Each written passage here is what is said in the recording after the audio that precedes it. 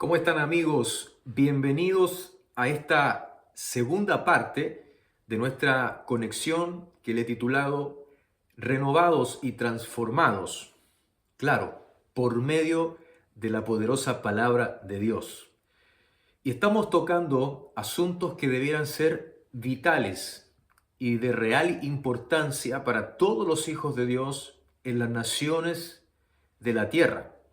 Hay una agenda del Espíritu Santo, una agenda profética del Espíritu Santo, que no tiene que ver con asuntos terrenales ni humanos, sino con aquello que el Padre ha definido para su iglesia y para sus hijos en este tiempo.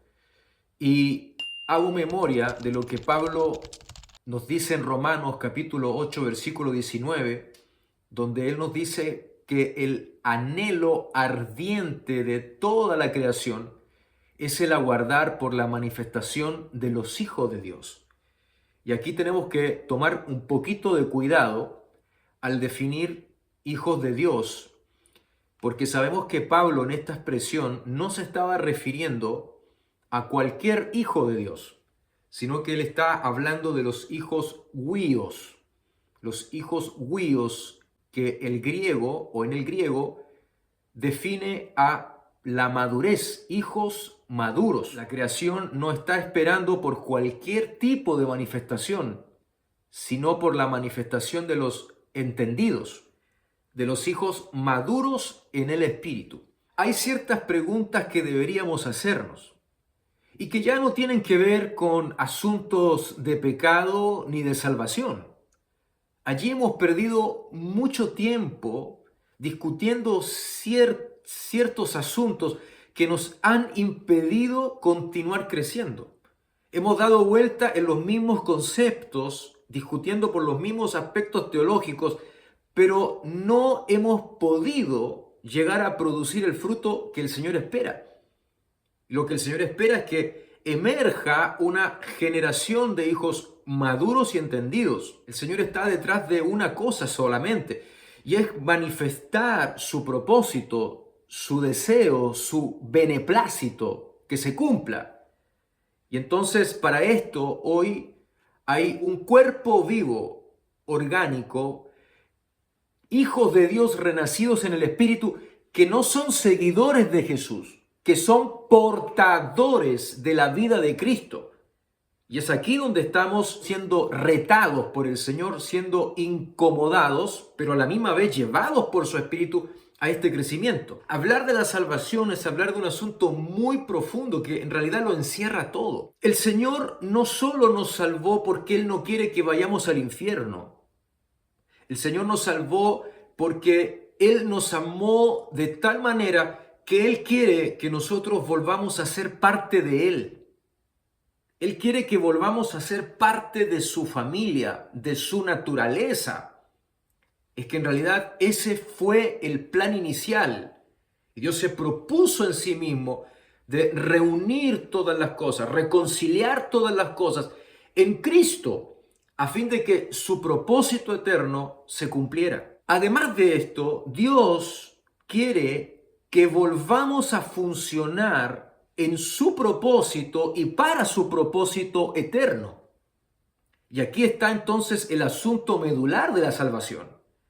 Porque es imposible que tú y yo podamos funcionar en su propósito, ser participantes de su propósito eterno, a menos que seamos redimidos y salvados, recuperados del ámbito de tinieblas en el cual nosotros estábamos antes, como nos dice Efesios capítulo 2, siendo ahora salvados, redimidos, recuperados del despropósito por medio de la salvación, es que entonces yo puedo vivir para ese propósito, produciendo ese propósito, viviendo en el plan divino de Dios. Entonces salvación no es el fin, sino es el inicio de un camino que me lleva de regreso a su propósito. Reciba esto en su espíritu, recíbalo en su corazón, porque si tú ya has recibido la salvación de Dios, tú fuiste recuperado del despropósito, del ámbito de las tinieblas, donde gobierna la muerte y fuiste recuperado para vivir para el propósito eterno, ser parte de la familia de Dios con la autoridad del Señor. Y esto es triste decirlo, pero es aquí donde muchos creyentes se pierden. Pero no estoy hablando de asuntos de salvación, vuelvo a repetirlo. Se pierden en su enfoque espiritual, pierden las prioridades espirituales, están sin dirección, son creyentes, pero no maduros. Son creyentes, creen en el Señor. Y quiero recordarles que la Escritura dice que aún los demonios creen y tiemblan delante de su presencia. No es un asunto solo de creer o no, sino de ser preparados, de ser formados. Como lo dijimos en la primera conexión, ser formados según el Espíritu. No es solo llenar nuestras cabezas de información, porque información vas a encontrar para todos los gustos y todo lo que tú quieras vas a encontrar en internet y el predicador que más te guste, pero no se trata de eso. Se trata de si estamos realmente sujetos al proceso de crecimiento que Dios expone en su palabra.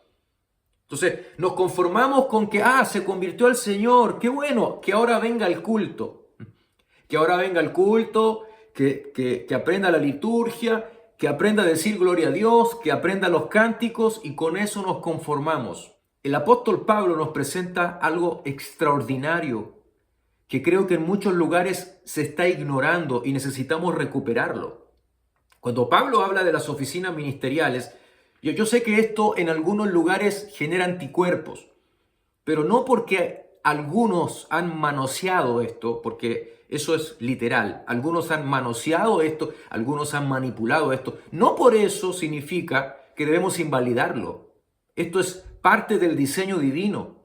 Pablo dice en Efesios 4:11 en adelante, que Él mismo constituyó, Dios mismo constituyó a unos apóstoles, a otros profetas, a otros evangelistas, pastores y maestros. Cuando Pablo habla de constituyó, significa que hay una constitución que es de Dios, no de los hombres. O sea, no lo definimos nosotros, sino que Dios lo ha establecido. Pero el propósito y el plan está definido aquí. Pablo nos dice para que estos 5 ministerios se enseñoreen de la iglesia, se enseñoreen de los cristianos. Nos dice que estos 5 ministerios están para que manipulen a los cristianos, para que los subyuguen a un sistema religioso de esclavitud y que más que una iglesia de Cristo es una cárcel espiritual donde están prisioneros a un sistema de hombres lleno de manipulación y engaño. No está hablando de esto Pablo. Pablo dice que esto es a fin de perfeccionar a los santos. No es un asunto de títulos. Pablo está apuntando a la función.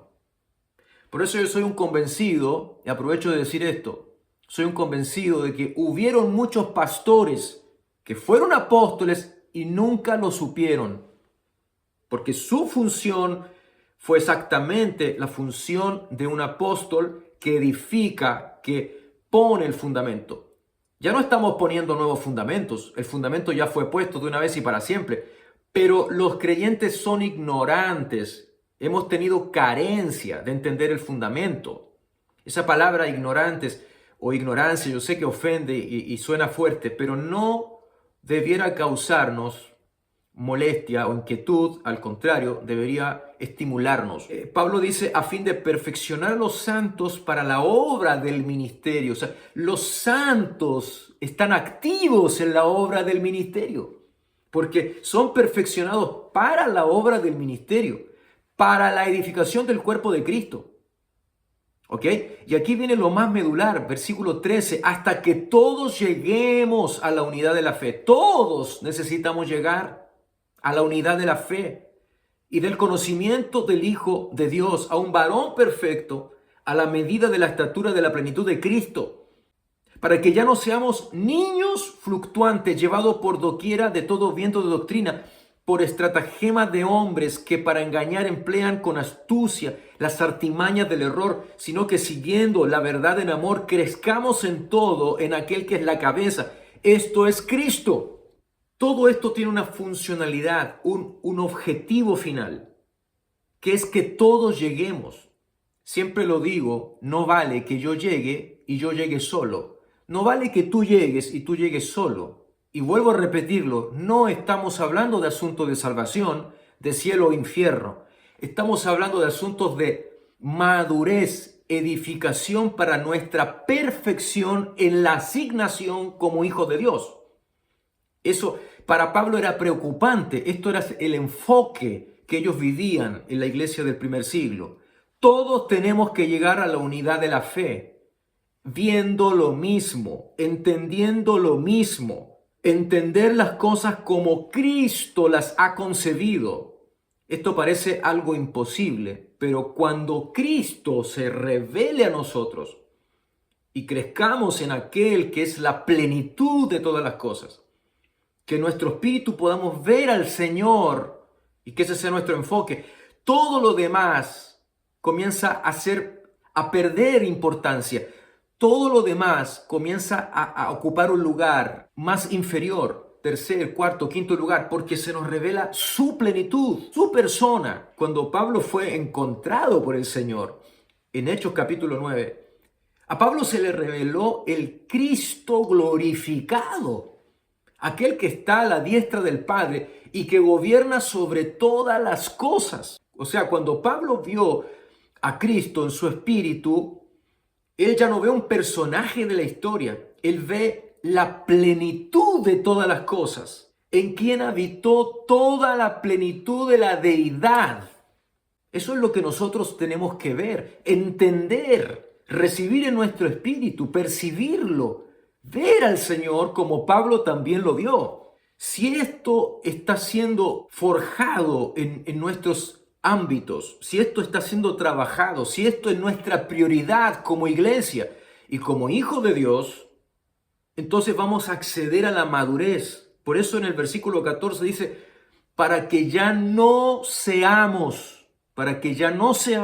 niños fluctuantes, llevados por doquiera de todo viento de doctrina, por estratagemas de hombres que para engañar emplean con astucia las artimañas del error. Bueno, les dejo un gran saludo a todos los que se conectan. Gracias por estar conectándose a estas cápsulas, a estos momentos de conexión donde estamos meditando y reflexionando en estas riquezas espirituales en Cristo. Un abrazo a todos.